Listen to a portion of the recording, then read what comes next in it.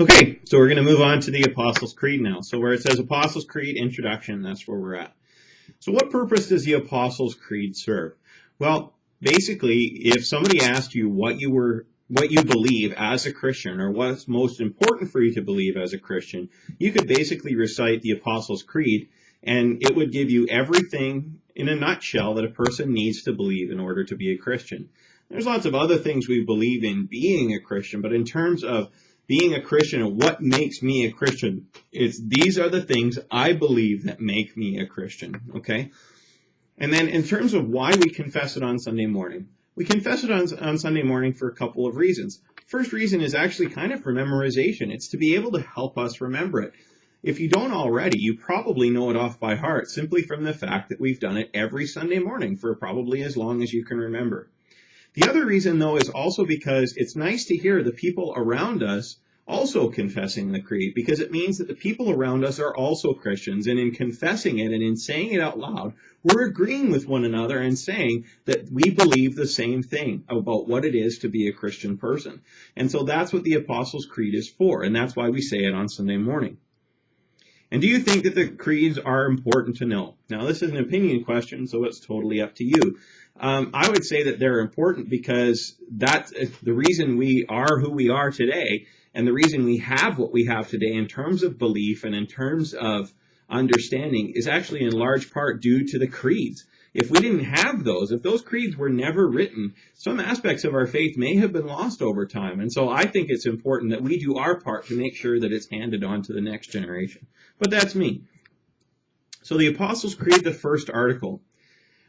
So we're talking about creation, and this is in your catechism. If you open up to your catechism and you find the section on Apostles' Creed, if you want to look under this, under first article, and it'll say it right there. And so the first article of the Apostles' Creed is, I believe in God the Father Almighty, maker of heaven and earth. And then what does this mean? It's the question that's underneath. I believe that God has made me and all creatures, that he has given me my body and soul and eyes, and et cetera, et cetera. And you can read that whole thing. And I suggest that you look at it very closely. So then what does it mean to you that God is the creator of all things?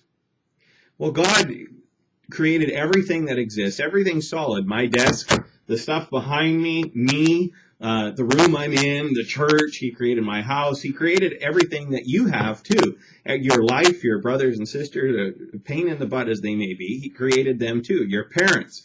He created everybody around you. And so God has given us everything that we have. And so it should mean to us that then he deserves honor and he deserves praise because of everything that he's done for me. It's really valuable that he's done all these things for us. And so that's why it's important that we remember this part.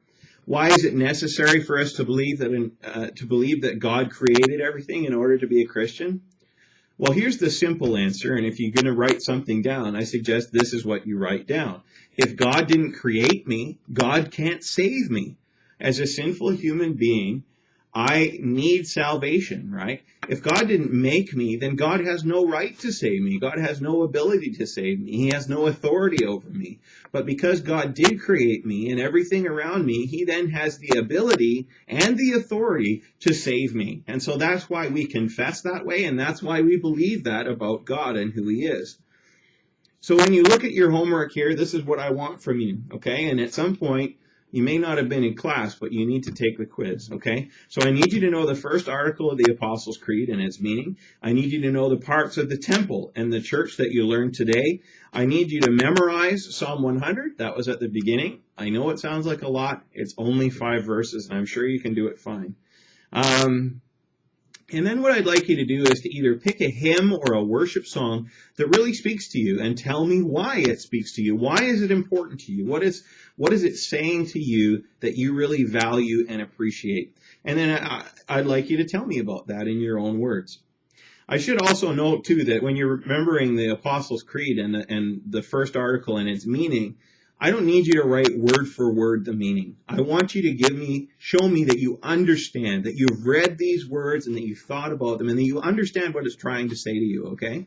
So that's what I want from you more than anything in these classes, is to be able to tell me about what you think about your faith and what you believe. And that's maybe a bit of a difference between first year and second year. In this second year, I'm challenging you to think more deeply about your faith and why you're doing this. Maybe you feel like you've come to confirmation that you're here for, you don't know why your parents are making, or you feel like you're supposed to be here or something. But I want you to start thinking about what your faith means to you.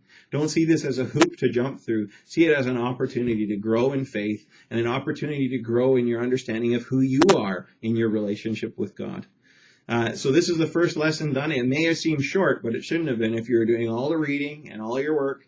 And you need to take the quiz from me sometime soon. If you need to communicate with me, if you have any questions from the lessons today, you can email me at pastorac@shaw.ca. Okay? Thanks for joining me, and we'll see you next lesson.